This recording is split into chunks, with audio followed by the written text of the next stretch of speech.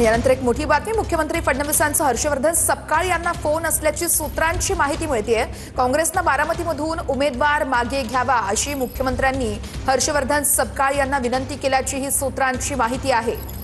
बारामतीमधून उमेदवारी अर्ज मागे घेण्याची यावेळेस विनंती मुख्यमंत्र्यांनी केली। विनायक डावरुंग आमचे प्रतिनिधी आपल्याला सविस्तर अपडेट्स देत आहेत। विनायक, बारामती पोटनिवडणुकीबाबत काँग्रेसने अर्ज मागे घ्यावा आता याची भूमिका जी आहे ते सगळेच पक्ष मांडताना पाहायला मिळते। भाजपने ही भूमिका जी आहे ते पहिल्यापासूनच लावून धरलेली होती की बिनविरोध ही निवडणूक जी आहे ती बारामतीची झाली पाहिजे।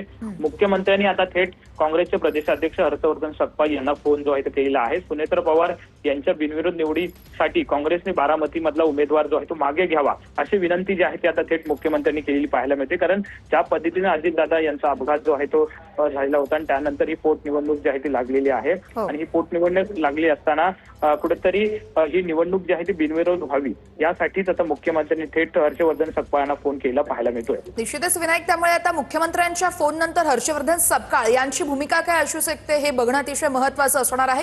खरं तर आपण बघतोय हर्षवर्धन सपकाळ यांची सकाळी रोहित पवार यांनी देखील भेट घेतली, सुनेत्रा पवार यांनी देखील फोन केल्याचं कळतंय आणि आता स्वतः मुख्यमंत्र्यांनी हर्षवर्धन सपकाळ यांना फोन केल्याची माहिती मिळतेय। नेमकं काय घडू शकतं विनायक, आपण या सगळ्या घडामोडींसंदर्भातले अपडेट्स द्याल?